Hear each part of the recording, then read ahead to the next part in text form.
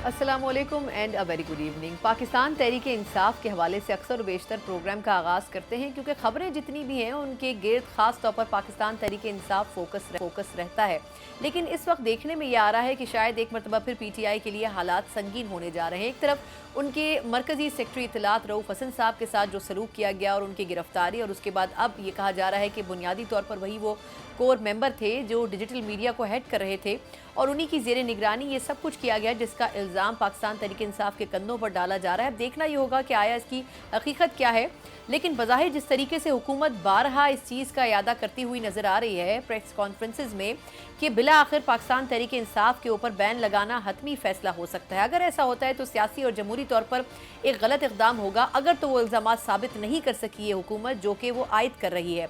दूसरी तरफ ये भी देखना होगा कि उसके अव्वलीन इत्तेहादी जिसमें पाकिस्तान पीपल्स पार्टी और दीगर जमातें शामिल हैं, क्या इस अहम तरीन और मुश्किल फैसले में हुकूमत का साथ देंगे या फिर नहीं।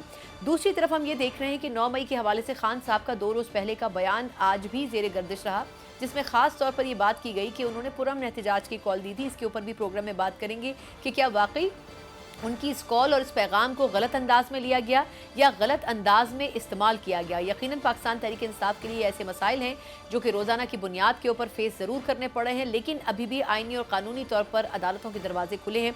क्या सियासी तौर पर हिकमत अमली होगी पाकिस्तान तहरीक इंसाफ की, इसी के ऊपर हम बात करेंगे। बात करने के लिए सीनियर रहनुमा पाक इंसाफ ज़ैन कुरैशी साहब मेरे साथ प्रोग्राम में मौजूद हैं। ज़ैन साहब, बहुत नवाज़ी सर आपकी पहली मरतबा प्रोग्राम में शामिल हो रहे हैं। सर, ये फरमाइएगा कि एक के बाद एक प्रेस कॉन्फ्रेंसेज हम सुन रहे हैं और समझ नहीं आ रहा कि आखिर हुकूमत ज़हनी तौर पर पहले तैयार हो चुकी है या सबूत इतने मजबूत मौजूद हैं कि अल्टीमेटली अता तारड़ साहब कह रहे हैं कि बैन तो पाकिस्तान तहरीक इंसाफ पर हमने लगाना है। तो सर ये बताइएगा कि वाकई क्या इतनी गलतियां सरजद हुई हैं PTI से? बिस्मिल्लाहिर्रहमानिर्रहीम। सना, सबसे पहले तो आपका शुक्रिया, आपने प्रोग्राम में दावत दी।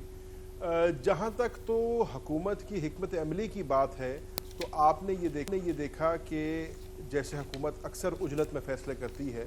अता तारड़ साहब इत्ताअत व नशरियात के वज़ीर हैं, उन्होंने TV पे आकर प्रेस कॉन्फ्रेंस में एक जारियाना अंदाज में कह दिया कि जी पाकिस्तान तहरीक इंसाफ को बैन करने जा रहे हैं। फिर आपने देखा कि जब उनको रियलाइज़ हुआ कि ये क्या बात हो गई है और एक सियासी जमात को बैन करना ना तो इतना आसान है और ना ही सियासी तौर पे ये कोई ख़ास इनको बेनिफिट देगा।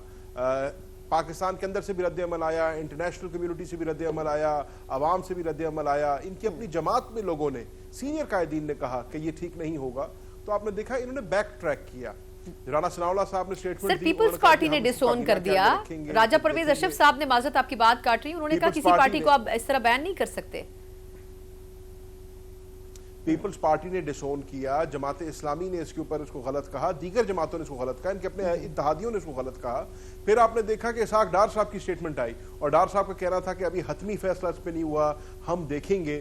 तो पहली बात तो ये है कि किसी भी सियासी जमात को बैन करना मेरे समझने में पॉलिटिकल सुसाइड होगी, क्योंकि कोई भी ऐसी कुव्वत जो अपने आप को जमहूरी कहती है, जब वो उसके साथ ये कहे कि पाकिस्तान की वो जमात जो पाकिस्तान की मकबूल तरीन जमात है, वो जमात जिसको 8 फरवरी के इलेक्शन में निशान ना होने के बावजूद 3 करोड़ पाकिस्तानियों ने वोट दिया, वो जमात जिसकी आज भी रिजर्व सीट्स का फैसला करा ले तो आपके सामने है, सबसे ज़्यादा सीटें जो हैं पाकिस्तान में आज भी पाकिस्तान तहरीक इंसाफ ने ली हैं।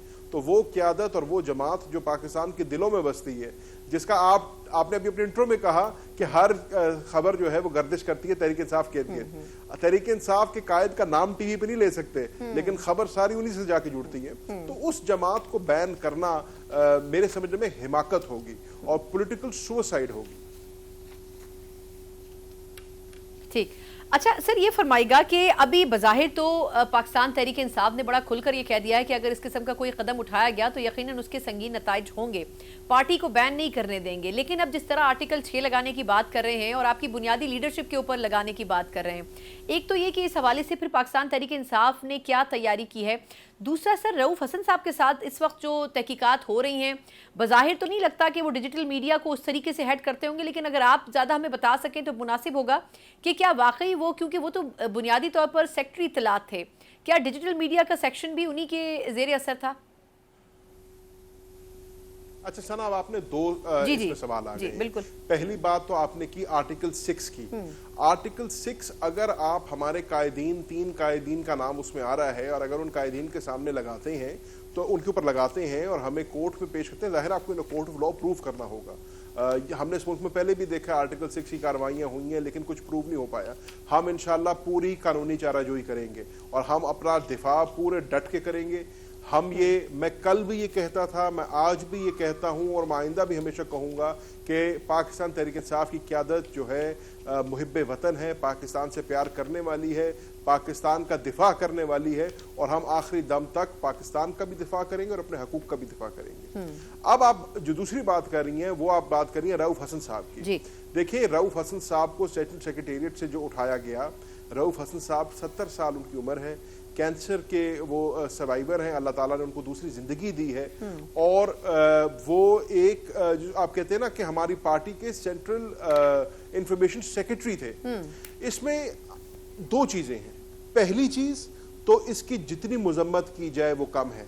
एक सियासी जमात के दफ्तर के अंदर घुसना, तोड़ फोड़ करना, वहां से सारा टीवी इक्विपमेंट वगैरह उठाना, हमारे एम्प्लॉइज को, जो वहां पर लोग काम करते थे वो तहरीक इंसाफ के मेंबर नहीं थे, वहां पर हमारी पार्टी के मुलाजमीन थे, उनको उठाया गया, उनको अरेस्ट किया गया।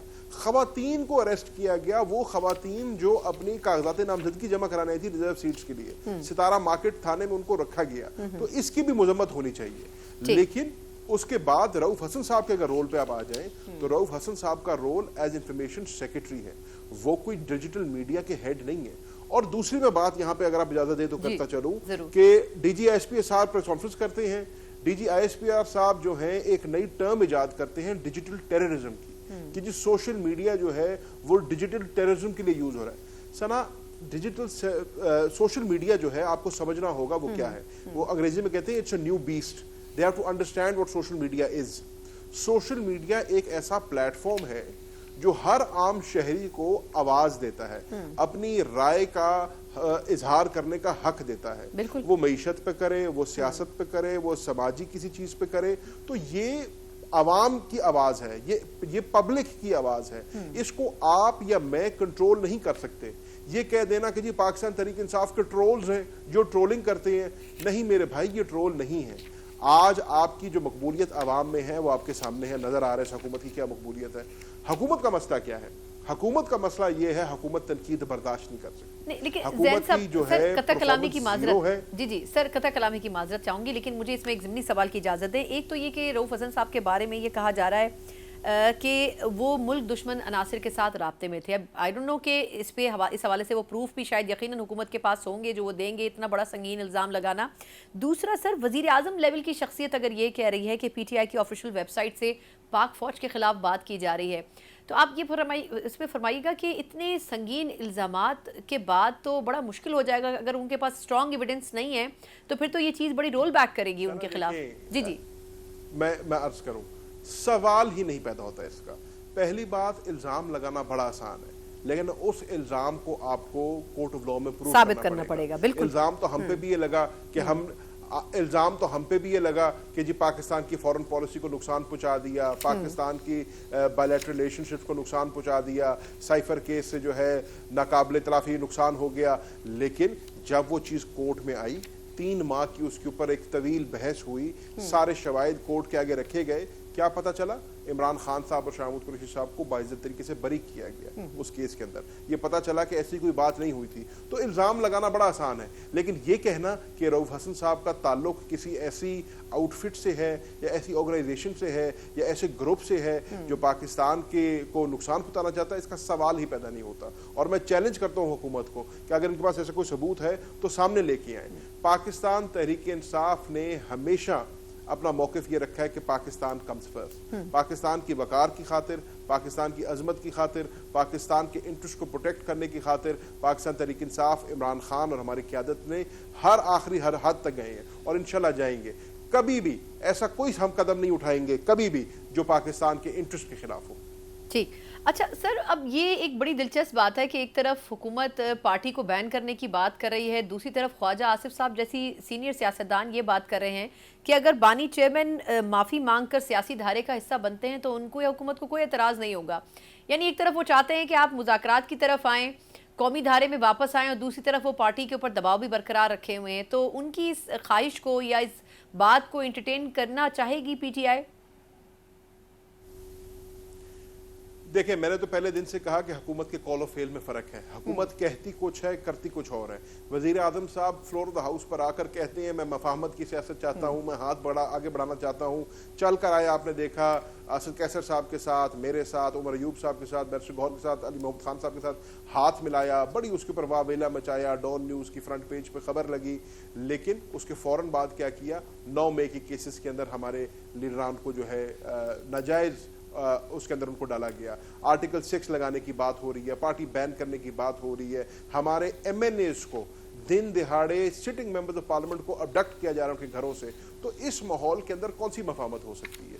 جہاں تک خواجہ آصف صاحب کی بات ہے تو خواجہ آصف صاحب تو خود بھی کہہ رہے ہیں کہ جی ہم کانسٹیٹیوشنل میلٹ ڈاؤن میں جا رہے ہیں اور یہ حکومت ان کو آگے چلتی نظر نہیں آ رہی ہے، یہ سسٹم ان کو آگے چلتا نظر نہیں آ رہا ہے. اس کی بنیادی وجہ یہ ہے کہ یہ حکومت فیل کر چکی ہے. یہ فارم 47 کی حکومت ہے. اس حکومت کے پاس عوام کی تائید پہلے دن سے نہیں تھی.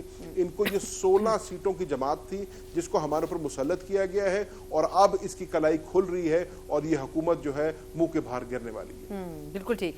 اچھا سر، ایک تھوڑا سا تنقیدی پہلو بھی چاہوں گی، اس پر بھی آپ اگر اپنی رائے دیں کہ ناقدین کی یہ بھی رائے ہے کہ پاکستان تحریک انصاف خیبر پختونخوا زیادہ پرو ایکٹیو نظر آ رہی ہے. ویسے تو آپ لوگ ایک پرامن سٹ ان بھی کر رہے ہیں، بھوک ہڑتالی آپ نے ایک جسچر بھی دیا ہے پارلیمنٹ کے باہر، لیکن کیا وہ جو اختلافات کی خبریں رہی ہیں، کیونکہ آپ انسائیڈ بھی بخوبی جانتے ہیں، ویسے تو میں اس بات پہ قائل ہوں کہ ہر جماعت میں اختلافات ہوتے ہیں، لیکن پی ٹی آئی کے اوپر ذرا زیادہ کھل کر بات کی جاتی ہے. تو یہ اختلافات ابھی بھی اپنی جگہ موجود ہیں، اور کیا کے پی کی جو سائیڈ ہے پی ٹی آئی کی وہ زیادہ پرو ایکٹیو ہے ادر دین پنجاب؟ نہیں سر، ایسی پہلی بات تو اختلافات کی بات کو تو ہم مسترد کرتے ہیں، ایسی کوئی بات نہیں ہے. ڈفرنس آف اوپینین ضرور ہو سکتی ہے، وہ ہر سیاسی جماعت میں جمہوری قوت میں ہونی چاہیے. Every should have right to voice their opinions. جہاں تک زیادہ پرو ایکٹیو نظر آنے کی بات ہے تو اس کی ایک بنیادی وجہ ہے. اس کی بنیادی وجہ یہ ہے کہ کے پی کے اندر ان کو لیول پلینگ فیلڈ مل رہی ہے. پنجاب کے اندر جس قسم کے ظلم اور فسطائیت کا مقابلہ پنجاب میں ہم کر رہے ہیں، نہ ہم جلسہ کر سکتے ہیں، نہ ہم دھرنا کر سکتے ہیں، نہ جلوس کر سکتے ہیں. 4 دوست کٹھے بیٹھ کے چائے کی پیالے نہیں پی سکتے، ہمارے اوپر پولیس دھاوا بول دیتی ہے. ہمیں نہ الیکشن لڑنے دیا گیا، نہ نشان دیے گئے، نہ کیمپین کرنے دی گئی. آپ یہ دیکھیں اسلام آباد کے اندر جماعت اسلامی کو اجازت مل جاتی ہے دھرنا کرنے کی ڈی چوک میں، ٹی ایل پی آ کے بیٹھ سکتی ہے اسلام آباد میں، بغیر اجازت، جے یو آئی آ کے جلسہ کر سکتی ہے، لیکن پاکستان بغیر اجازت کے. لیکن پاکستان تحریک انصاف کوٹوں کے دھکے کھا کھا کے اپلیکیشن دے کے بھی جلسہ کرنے کی اجازت نہیں مل رہی اس کو. تو اس نظام کے اندر پنجاب کے اندر سلام پیش کرتا ہوں میں پنجاب کے کارکنان کو، پنجاب کے ایم پی ایز اور ایم این ایز کو، جنہوں نے اس ظلم اور فسائیت کے اندر بھی اپنی جگہ پہ ڈٹے ہوئے ہیں اور قائم کھڑے ہیں. اچھا، اس میں بھی سر آپ کا کامنٹ چاہوں گی کہ پاکستان میں جو امریکی سفیر ہیں ڈونلڈ بلوم صاحب، وہ غالباً بانی چیئرمین سے ملاقات کے لیے جانا چاہتے ہیں اور جائیں گے بھی. تو آپ کے خیال میں ان کا اپنا کوئی ایجنڈا ہوگا یا وہ کس جیسچر میں یہ ملاقات کریں؟ اس حوالے سے اگر آپ کوئی رہنمائی کر سکیں. میری اطلاع کے مطابق جو کنگریشنل ہیئرنگ ہوئی تھی جس میں ڈونلڈ لو صاحب کو بلایا گیا تھا، وہاں پہ کانگریسمین فلپس نے اور بریڈ شرمن نے میرے خیال سے یہ تجویز کی تھی کہ جو امریکن سفیر ہیں وہ عمران خان صاحب کو جیل میں جا کے ملے، کیونکہ انہوں نے بھی یہ خدشہ ظاہر کیا کہ جس طریقے سے پاکستان کی مقبول ترین جماعت کے لیڈر کو جیل میں رکھا گیا ہے اور جس طریقے سے آج سب سے بڑی جماعت کو بین کرنے کی بات کی جا رہی ہے، تو یہ جمہوری قدروں کے خلاف ہے. اور انہوں نے یہ سجیسٹ کیا تھا غالباً سیکرٹری اسٹیٹ کو کہ وہ اسسٹنٹ سیکرٹری اسٹیٹ کو کہ وہ اپنے سفیر سے کہیں کہ وہ اڈیالہ جیل جائیں، عمران خان صاحب سے ملاقات کریں. میرے خیال سے شاید اسی کی کڑی ہے. بالکل ٹھیک. اچھا سر، آخری سوال کرنا چاہوں گی، وہ یہ کہ خان صاحب نے ابھی 2 روز پہلے گفتگو کی تھی کچھ صحافیوں سے، اور انہوں نے 9 مئی کا حوالہ دیا تھا کہ اس میں ایک پرامن احتجاج کی انہوں نے بات کی تھی اداروں کے جو آفیسز تھے ان کے سامنے، لیکن اس چیز کو کافی مینیپولیٹ کیا گیا. آپ کے خیال میں کیا پی ٹی آئی اس کو اون کرتی؟ کیونکہ اس کے بعد اسد کیسر صاحب نے کہا تھا کہ نہیں، ایسی کوئی بات نہیں کہی گئی، ان کی طرف سے ایسی کوئی انسٹرکشن نہیں دی گئی تھی. اس میں کلیئرٹی اگر آپ دے سکیں. सना देखिए, मैं खुद तो वहां पे मौजूद नहीं था, इसलिए कोई हतमी बात इस पे नहीं कर सकता, क्योंकि मैं वही बात करूंगा जो मेरे सामने हुई होगी।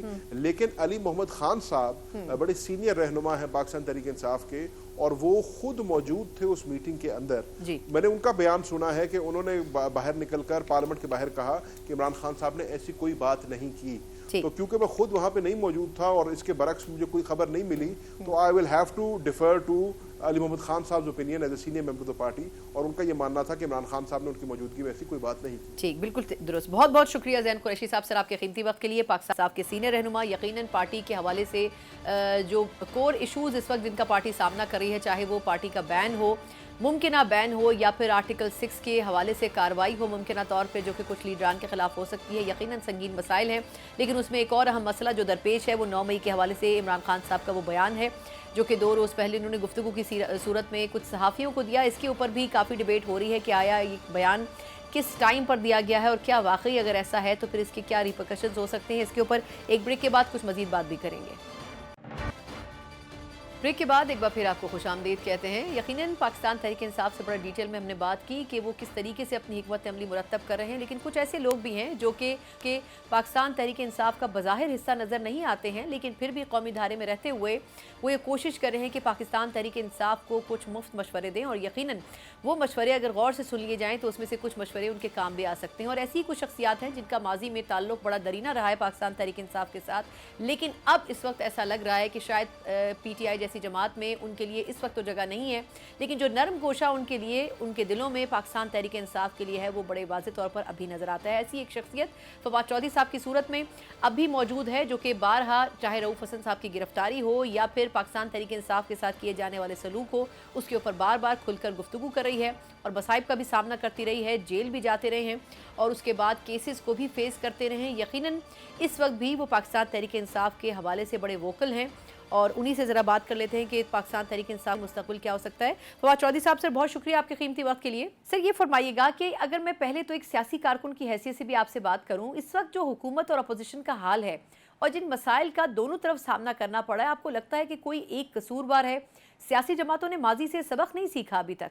नहीं, देखिए, सियासी जमातों में ने सबक तो नहीं सीखा, लेकिन सियासी जमातें तो खुद ही ज़ाहिर है कि किसी न किसी मौके के ऊपर एस्टैब्लिशमेंट ही के जो है वो एक उसका शिकार भी रही हैं और उससे मदद भी लेती रही हैं।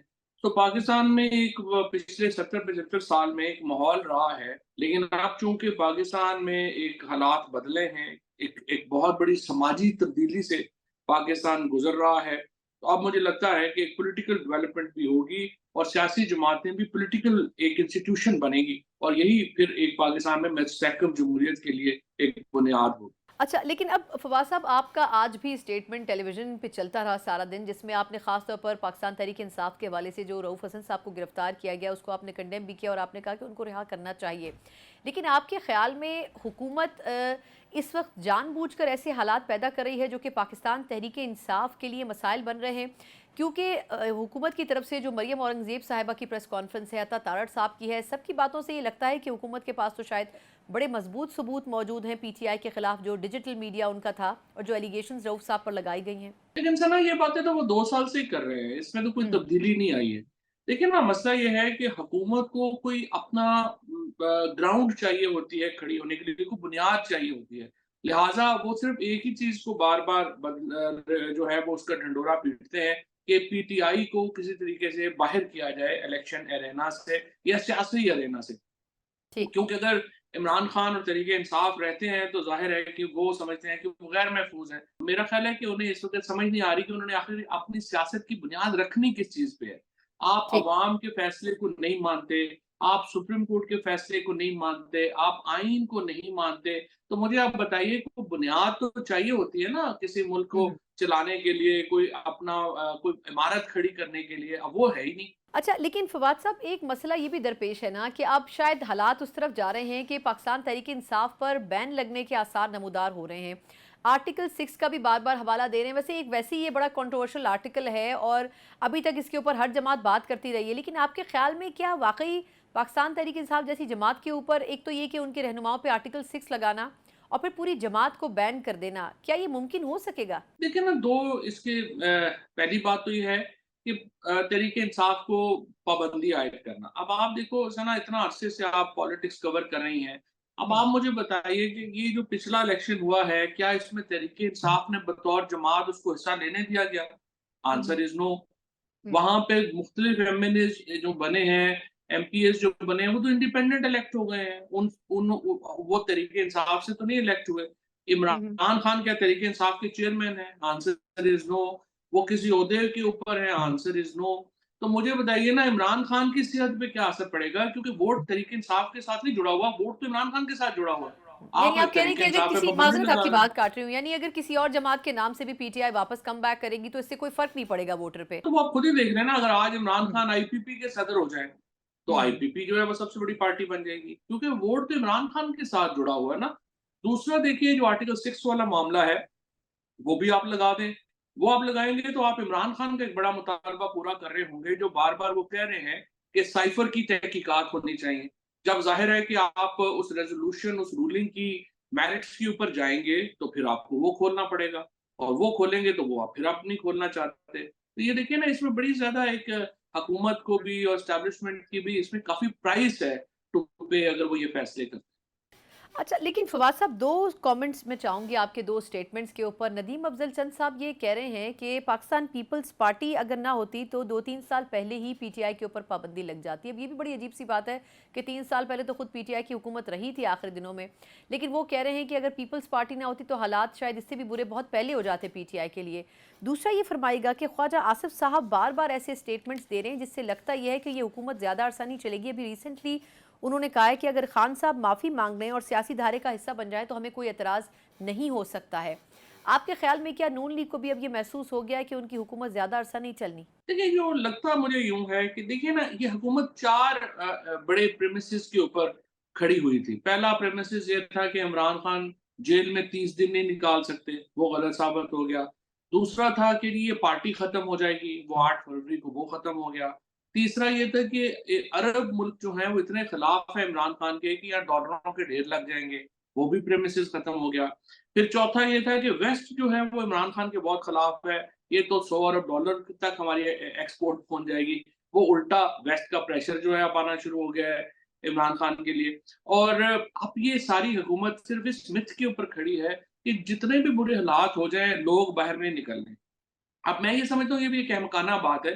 जुडिशियल इस वक्त पाकिस्तान में एक पॉलिटिकल इंस्टेबिलिटी है, पाकिस्तान की मईशत जो है वो दगरदू हालत में है, और इन हालात में अगर हुकूमत फैसला कर ले कि उसने अदलिया के साथ भी लड़ना है, तो जाहिर है कि ये एक बड़ी, मैं समझता हूँ कि नापसंदीदा किस्म की लड़ाई है, जंग है, जो कि हुकूमत लड़ रही है। और उसका नुकसान पाकिस्तान को बहुत होगा, और नून लीग को भी इसका नुकसान बहुत ज्यादा होगा। चाहते वो ये है कि वो अदलिया से लड़ के हुकूमत से फारग हो जाए और उनकी जगह कोई टेक्नोक्रेट सेटअप बन जाए और पंजाब में उन्हीं की हुकूमत रहे। देखिए ना, ये एक सिचुएशन है जो इस वक्त नून लीग बनाना चाह रही है। अच्छा, लेकिन अब ये भी तो, मरियम साहिबा भी तो कोई बज़ाहिर गुड बुक्स में नज़र नहीं आती हैं ना एस्टेब्लिशमेंट की। लेकिन चलिए, आपकी राय ये है कि पंजाब में वो चाहते हैं कि हुकूमत उनकी कंटिन्यू करे। लेकिन सर ये बताएगा कि अब जिस तरह आपने सुप्रीम कोर्ट का या अदालतों का हवाला दिया है, तो ये बड़ी कंट्रोवर्सी है कि खुद चीफ जस्टिस ऑफ पाकिस्तान के ऊपर भी पीटीआई एतमाद नहीं करती, और बहुत से केसेस ऐसे हैं जो कि अभी भी सुप्रीम कोर्ट में, बल्कि रिकॉर्ड नंबर कहा जा रहा है कि 59,000 के करीब केसेस हैं जो कि पेंडिंग हैं अभी। तो आपको खुद क्या लगता है कि सुप्रीम कोर्ट में ख़ास तौर पर जो मखसूस नशिस्तों का फैसला आया था, इसमें ये तफरीक बड़ी वाज़ेह नहीं हो गई है कि कुछ जजेस का झुकाव पीटीआई की तरफ नज़र आता है, कुछ जजेस ऐसे हैं जिनका झुकाव किसी और तरफ नज़र आता है? ये जो जजेस हैं जिन्होंने ये फैसला दिया है, इनमें से कोई भी जज पीटीआई के झुकाव वाला तो नहीं है। इन सब की अगर आप बैकग्राउंड देखेंगी तो यू विल फाइंड कि पीटीआई से तो इनकी कोई बहुत कुर्बत कभी भी जो है वो नहीं रही है। ये सारे बड़े इंडिपेंडेंट जजेस हैं और ये फैसले भी बड़े इंडिपेंडेंट करते हैं। झगड़ा असल हुकूमत ये नहीं है कि ये जजेस पीटीआई के हैं या नहीं है। झगड़ा असल ये है कि ये जजेस आज़ाद हैं कि नहीं है। और हुकूमत को मसला आज़ाद अदलिया से है, पर वो पीटीआई अदलिया तो पाकिस्तान में एग्जिस्ट नहीं करती। आज़ाद अदलिया का मतलब यही है कि जो केसेस हैं इमरान खान के ऊपर, ज़ाहिर है कि वो एक मज़ाक़ा खेज़ केसेस हैं और वो सारे मुकदमे जो हैं वो नहीं रह सकते इन हालात में। और यही प्रॉब्लम है कि इसलिए हुकूमत बड़ी डेस्परेट है कि वो जुडिशरी में अपनी मर्जी की चेंजेस कर सके और वैसे जजेस ला सके जैसे कि वो चाहते हैं। اچھا لاسٹلی سر یہ فرما دیجیے گا کہ آپ کے خیال میں اس وقت جو ایک ماحول بن رہا ہے سیاسی طور پر، اس میں بظاہر یہ لگ رہا ہے کہ پاکستان تحریک انصاف اتنے فرنٹ فٹ پر نہیں ہے، لیکن عدلیہ اور ادارے یا پھر حکومت کہہ لیں، ان کے درمیان محاذ آرائی یا ٹیمپریچر جس کا آپ نے خود بھی ابھی اشارہ دیا، وہ بڑھتا ہوا نظر آ رہا ہے۔ تو آپ کے خیال میں ماضی میں بھی جب ایسا ہوتا رہا ہے تو حالات کسی اچھے نتیجے کی طرف نہیں گئے؟ سیاسی جماعتوں کے بارے میں زیادہ تر لوگوں کی رائے یہ ہے کہ ان کو بالآخر ٹیبل ٹاک پر آنا پڑے گا۔ آپ کو ایسا ہوتا ہوا نظر آ رہا ہے کیا؟ کیونکہ خان صاحب بڑے ریجڈ ہیں اپنے سٹانس کے اوپر، نون لیگ اپنی جگہ ریجڈ ہے۔ دیکھیے پہلی بات تو آپ کی بات بالکل صحیح ہے، اس وقت جو بنیادی حکومت اپنے بوجھ سے گر رہی ہے، اور اس میں کوئی پی ٹی آئی کی بڑی کنٹریبیوشن نہیں ہے، کیونکہ سیاسی حکمت عملی تو پی ٹی آئی کی طرف سے کوئی سامنے نظر نہیں آتی، لہٰذا یہ حکومت اداروں کے ساتھ لڑ کے، جوڈیشری کو مخالف کر کے، عوام کے اوپر جس قسم کے ٹیکسیشنز اور وہ ایک پریشر لا رہی ہے، اس کے بوجھ کے تلے حکومت دبی جا رہی ہے۔ پی ٹی آئی کا کوئی بڑا پولیٹیکل پریشر حکومت کے اوپر نہیں ہے، یہ تو بالکل حقیقت ہے۔ دوسری جو بات یہ ہے کہ یہ کدھر جائیں گے حالات، یہ حالات پاکستان کے اندر الٹیمیٹلی پولیٹیکل پارٹیز کو بات تو کرنی پڑے گی آپس میں۔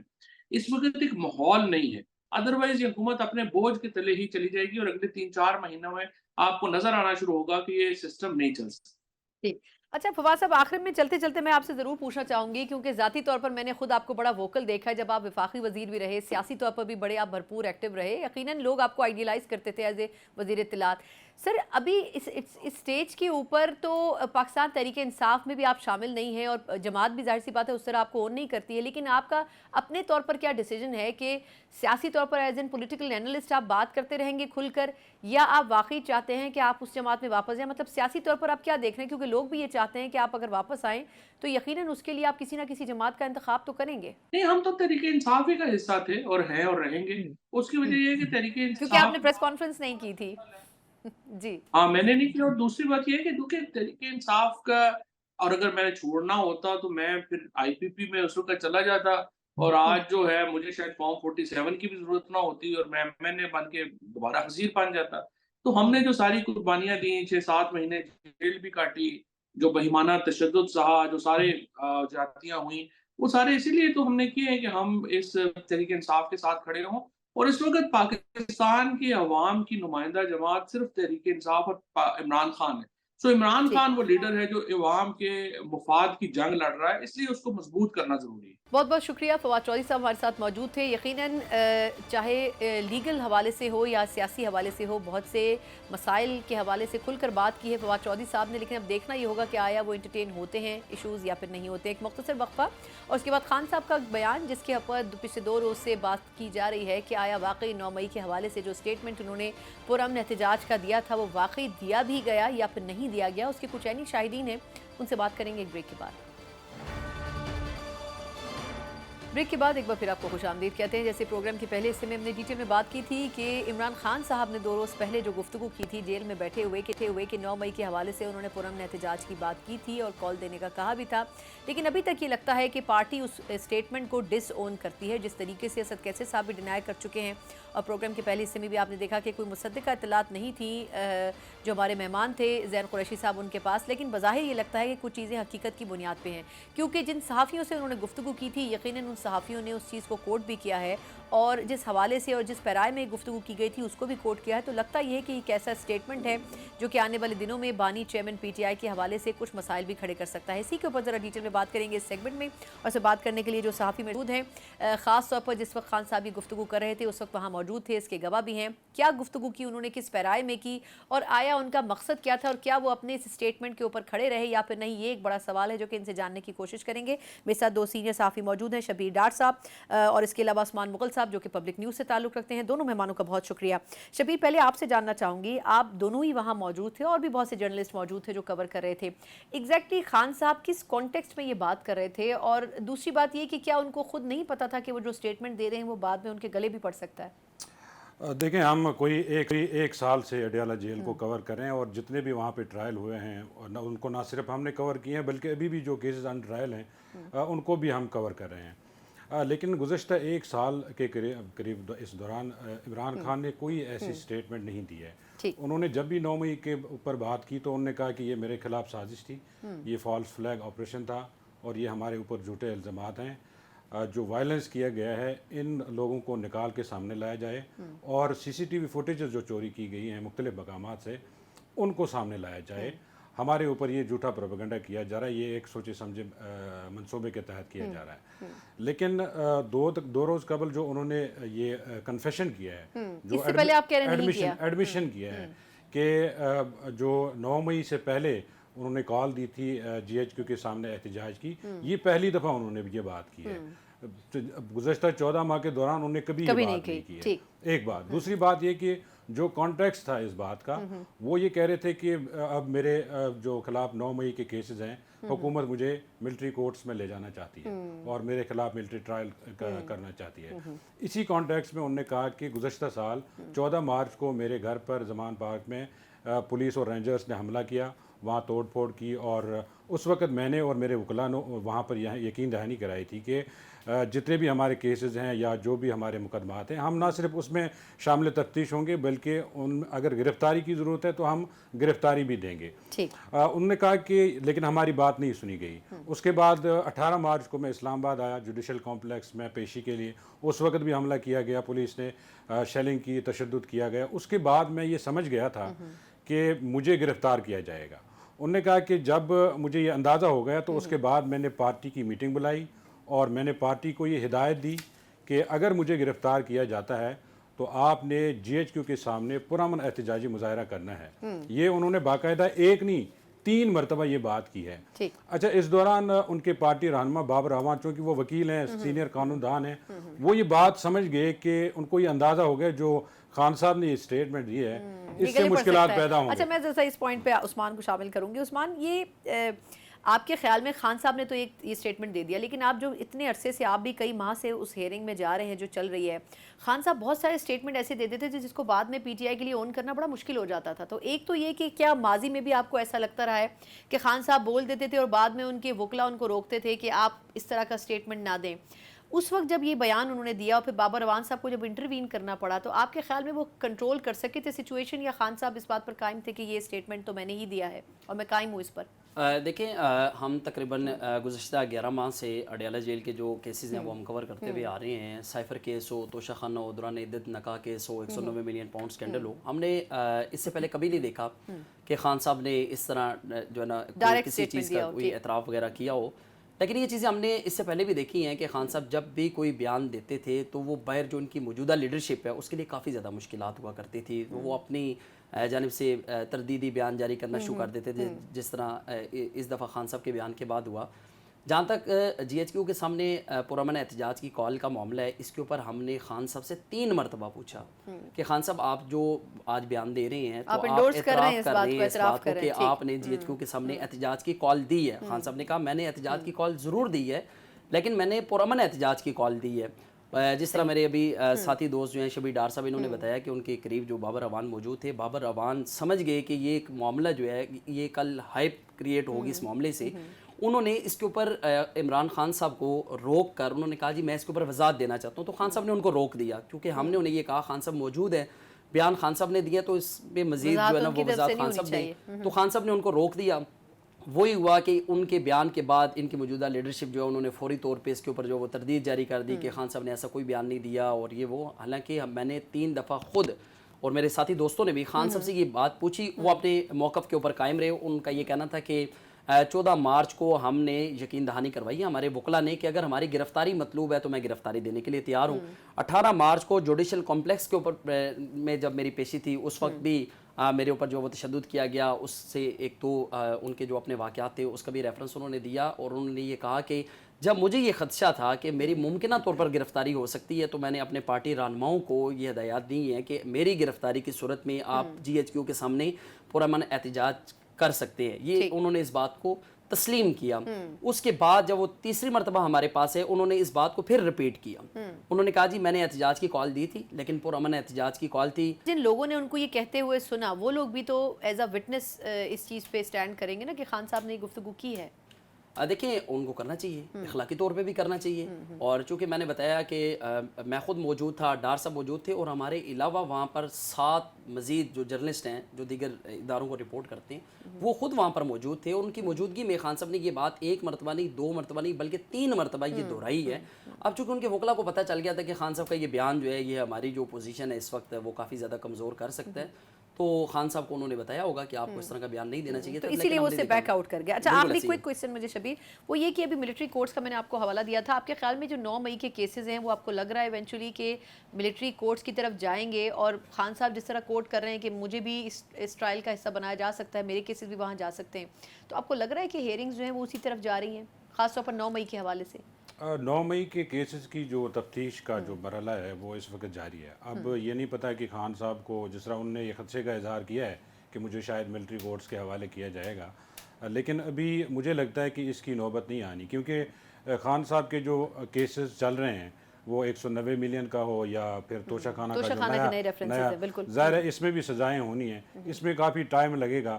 اس کے بعد اگر یہ توشہ خانہ میں تو ان کی پچھلے جو کیسز ہیں وہ تو ختم ہو چکے ہیں ایک طریقے نہیں، سے، اب جو نیا ایک ریفرنس دائر ہوا ہے جس میں ان کی گرفتاری ہوئی ہے دونوں کی، تو یہ جب کیسز ان میں سزائیں ہونی ہیں پھر وہ ہائی کورٹ سپریم کورٹ تک جائیں گی، وہ بڑا مرحلہ ہے، تو اس کے بعد شاید یہ نوبت آئے، لیکن مجھے لگتا ہے ابھی اس کی نوبت نہیں آنی۔ ٹھیک، بہت بہت شکریہ شبیر ڈار، عثمان مغل، 2 سینئر صحافی کورس کو کور بھی کرتے ہیں، خاص طور پر خان صاحب کی جو ہیئرنگ ہو رہی ہے اڈیالہ کے اندر، دونوں وہاں موجود تھے دیگر صحافیوں کے ساتھ جنہوں نے گفتگو سنی، اور عینی شاہدین بھی ہیں اس گفتگو کے۔ یہ الگ بات ہے کہ بانی چیئرمین پی ٹی آئی اپنے اس اسٹیٹمنٹ سے پیچھے ہٹ چکے ہیں کہ 9 مئی کے حوالے سے پرامن احتجاج کی کال دینے کی بات انہوں نے اپنے کارکنان اور لیڈران سے کی تھی۔ اب دیکھنا ہی ہوگا کہ آیا یہ اسٹیٹمنٹ ان کے لیے دیگر کتنے مسائل پیدا کرتا ہے۔ اسی نوٹ کے ساتھ پروگرام سے مجھے اجازت دیجیے، اللہ حافظ۔